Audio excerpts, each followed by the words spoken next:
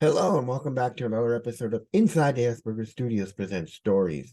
On today's show, I'm talking with a very nice guy who wants to become an autism life coach. We're going to learn all about him and why he wants to do this, and we'll learn much, much more. So sit back, relax, and grab your favorite beverage, and I'll see you on the other side. See you there.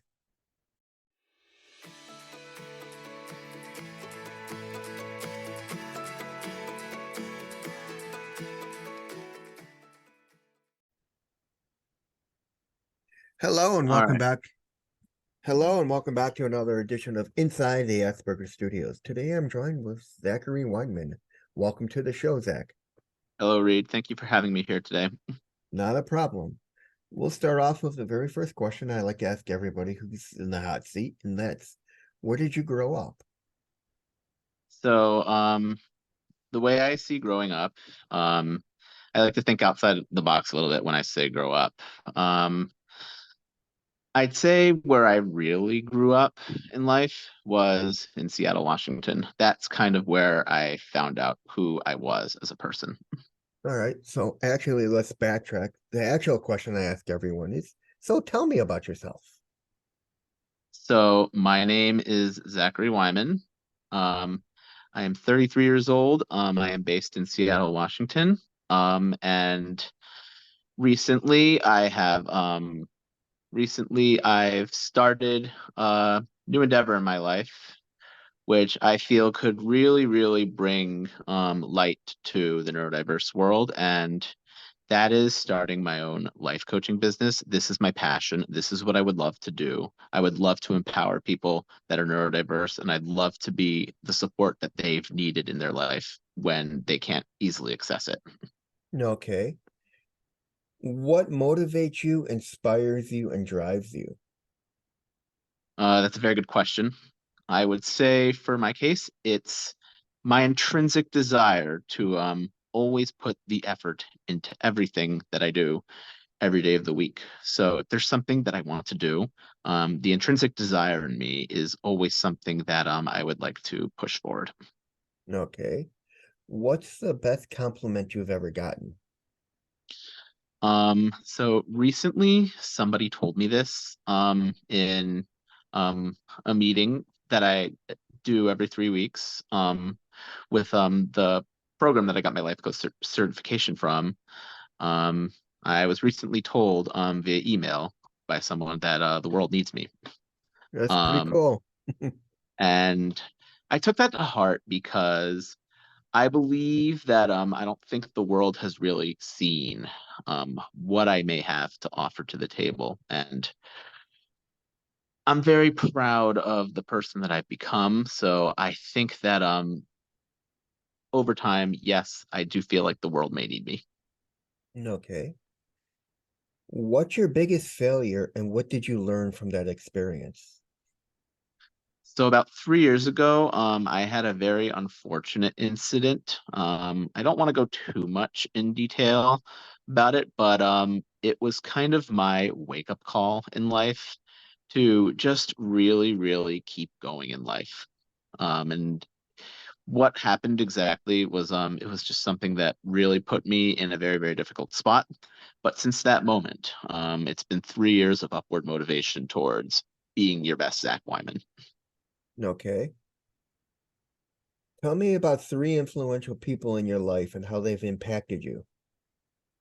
So it's interesting that you ask that because aside from my father, who has told me recently that you have to want stuff in life to really get stuff in life, that's the most meaningful thing. He's always been my biggest pusher and he's always been my biggest supporter. So I could not thank him more for that.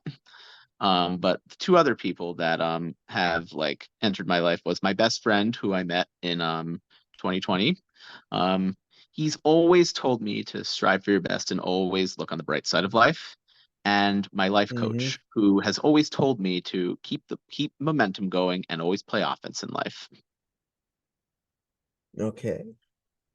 What makes you feel inspired or like your best self? I love learning about other people's stories.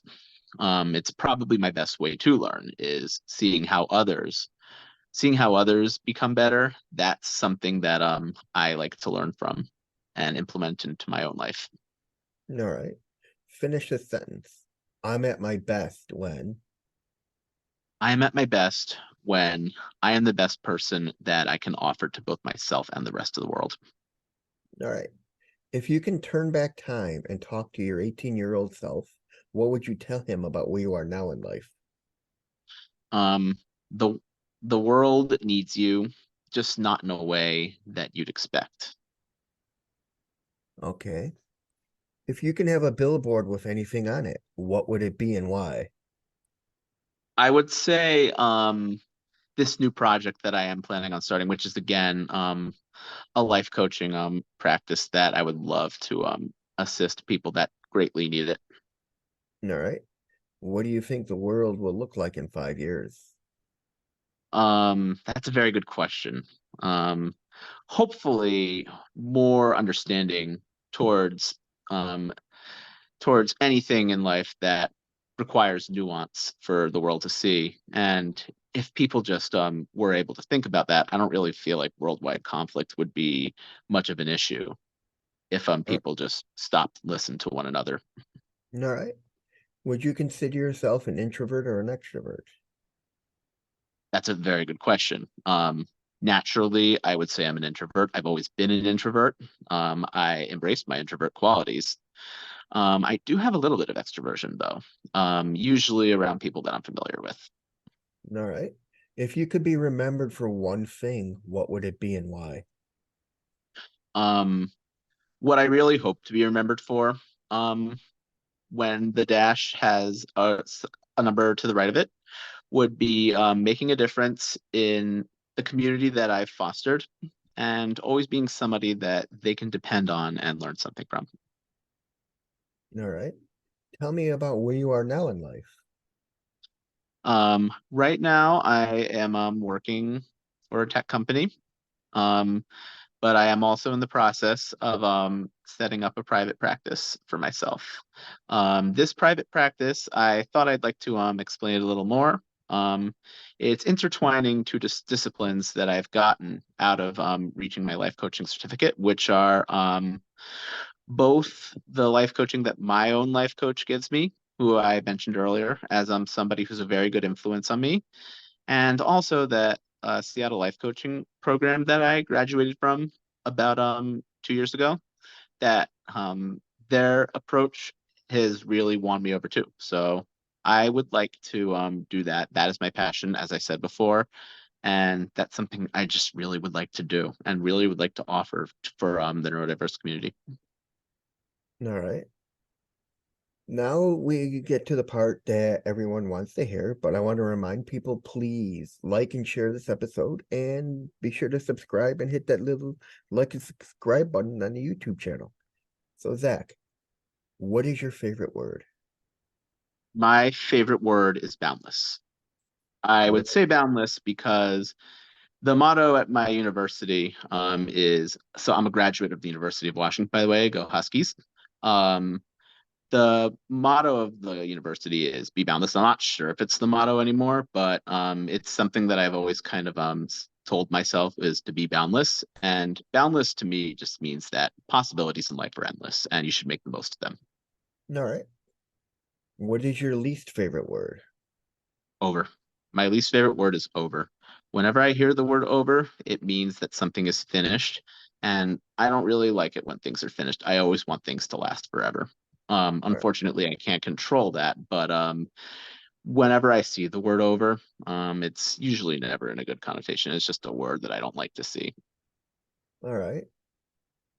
What turned you on creatively, spiritually, and emotionally? Whenever myself or somebody that I am communicating with throughout the day reaches an aha moment. All right. I got that from the life coaching program, but it's something that I've applied to myself, and I Mm, consider it very, very good growth because I like because again, as I said, I love reaching a meaningful point in my day, and I love learning about how others reach meaningful points in their day. all right. What is your favorite curse word? I don't really swear too much in formal settings. I'm not really sure if I'd like to answer that question. Okay. What sound or noise do you love? This one's personal. Waves at a beach. It always suits me. I don't really have any reason why. It's just something that I've always felt at peace with. All right. What sound or noise do you hate? The fire alarm in my building. All right.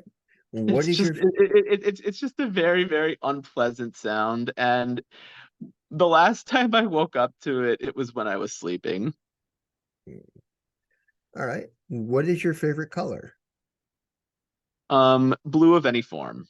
That's always been a color that's lived with me throughout my life, and it's become a point where almost everything that I like to use, like whether it's clothes or what have you not, will always be blue.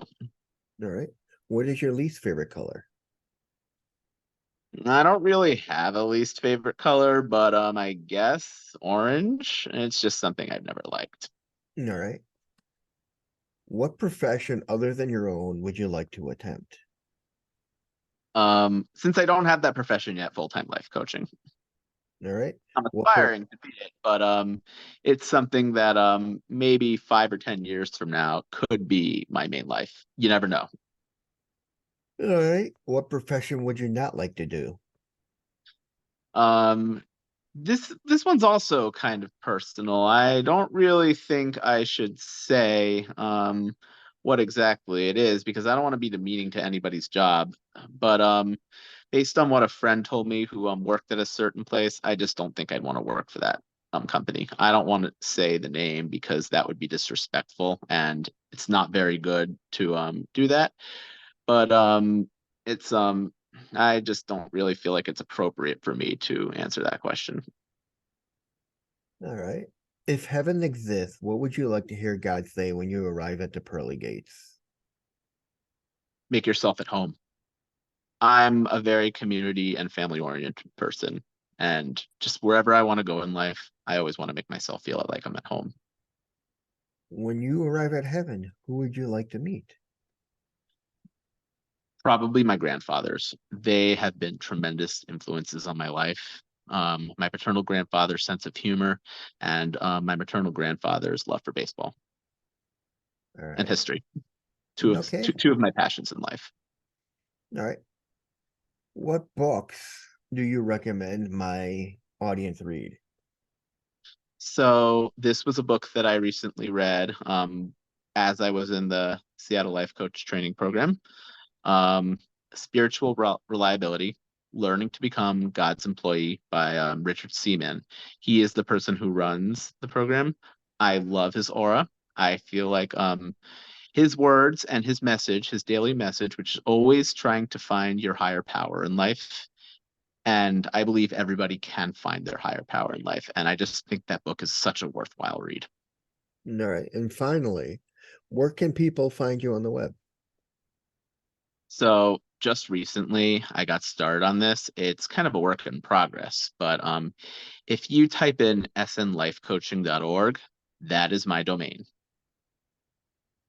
All right. And everyone, that was Zachary Wyman, soon to be ASD life coach. And I'll see you in the next one. Thanks, Zach. Thank you, Reid. Have a wonderful day. You too.